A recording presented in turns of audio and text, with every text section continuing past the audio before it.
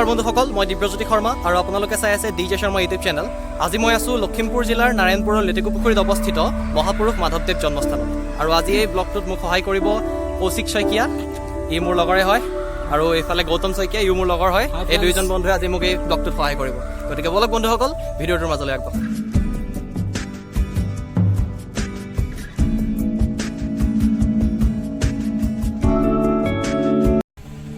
আৰু এতিয়া আমি আহি আছোঁ মহাপুৰুষ মাধৱদেৱ জন্মস্থানৰ ভিতৰলৈ।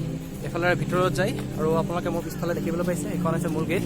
তাৰ পিছফালে সেইফালেদি সোমাই আহি ফালে যাব লাগিব।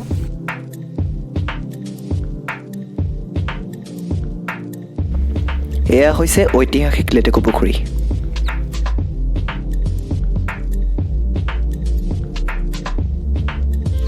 আৰু এতিয়া আমি আহি পাইছোঁহি মহাপুৰুষ মাধৱদেৱৰ মূল থানভাগ। আপোনালোকক মই মূল থানভাগৰ দৃশ্য দেখুৱাই আছোঁ। আৰু এয়াই হৈছে মহাপুৰুষ মাধৱদেৱৰ জন্মস্থানৰ মূল থানভাগ।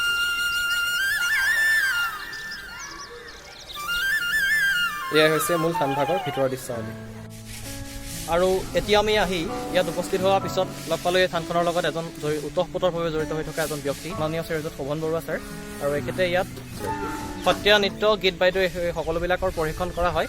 আৰু লগতে ইয়াত বহুতো গানৰ প্ৰশিক্ষণ কৰা হয়, বৰগীতৰ প্ৰশিক্ষণ কৰা হয়। ইয়াৰ পৰা আপোনালোকে BMU ডিগ্ৰী ল'ব পাৰিব। আৰু এই ক্ষেত্ৰত অলপমান ক'ব, আপোনাৰ ছাৰে ক'ব অলপ। মানে সত্ৰীয়া নৃত্য, সাহিত্য তথা গায়ন আৰু গায়ন তথা বৰগীতৰ ইয়াত প্ৰশিক্ষণ দিয়া হয়, প্ৰশিক্ষণ প্ৰদান কৰি থকা হয়। আৰু আপুনি ইয়াত কিহৰ প্ৰশিক্ষণ দিবলগীয়া হয়? মই বৰগীত আৰু খোলৰ প্ৰশিক্ষণ দিওঁ। বৰগীত আৰু খোলৰ প্ৰশিক্ষণ দিয়ে। মই এখেতৰ নম্বৰটো আপোনাৰ ভিডিঅ'টোৰ তলত দেখা পাব। আপোনালোকে যদি ইচ্ছা কৰে ইয়াতে যোগাযোগ কৰিব পাৰে। আৰু আপোনালোকৰ যদি ছাত্ৰ ছাত্ৰী বা আপোনালোকৰ সন্তানক যদি আপোনালোকে লোক সংস্কৃতিৰ প্ৰতি আকৰ্ষিত কৰাব বিচাৰে বা লোক সংস্কৃতি শিকাব বিচাৰে, তেতিয়াহ'লে এওঁলোকৰ লগত যোগাযোগ কৰিব পাৰে। ধন্যবাদ, আপোনাক লগ পাই ভাল লাগিল। ক্ষমা কৰিব, ইয়াত লোক সংস্কৃতি নহয়, সত্ৰীয়া সংস্কৃতিহে শিকোৱা হয়।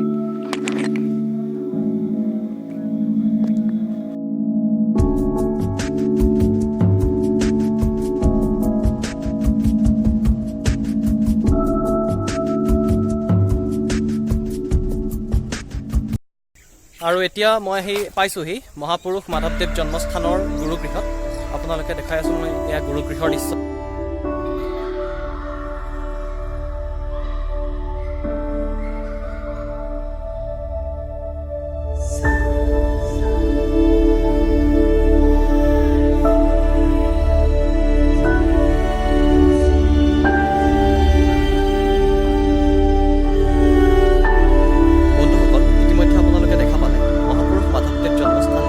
দৃশ্যাৱলী।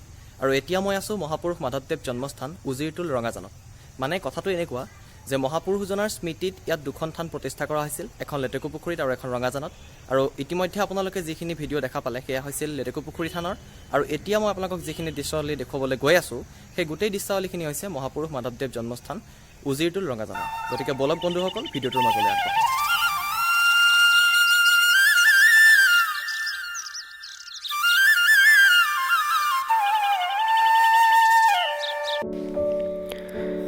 আৰু এতিয়া মই গৈ আছোঁ মহাপুৰুষজনাৰ জন্মস্থানৰ ভিতৰলৈ। বন্ধুসকল, আপোনালোকক জনাবলৈ পাই মই দুখিত যে যিদৰে আজি এই মই ব্লগটো বনাম বুলি ভাবিছিলোঁ সেইদৰে হৈ নুঠিল। আপোনালোকে কমেণ্ট কৰি ক'বচোন চাই কেনেকুৱা পালে। তদুপৰি মহাপুৰুষজনাৰ মহিমাৰ ওপৰত ভিত্তি কৰি থান দুখনৰ ওপৰত চৰকাৰৰ গুৰুত্ব একেবাৰে কম।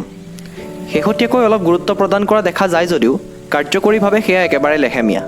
সেয়েহে এই সুযোগতে মই চৰকাৰলৈ অনুৰোধ জনাব বিচাৰোঁ যে আপোনালোকে এই থান দুখনৰ ওপৰত অলপ গুৰুত্ব প্ৰদান কৰে যেন, যাতে এই থান দুখনে আগন্তুক সময়ত অসমৰ লগতে বাহিৰতো নিজৰ পৰিচয় দাঙি ধৰিব পাৰে।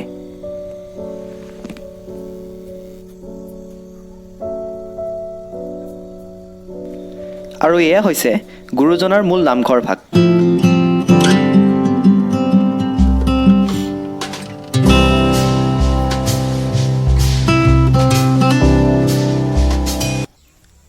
বন্ধুসকল, ইতিমধ্যে আপোনালোকে দেখা পালে মহাপুৰুষ মাধৱদেৱ জন্মস্থানৰ দৃশ্যাৱলী।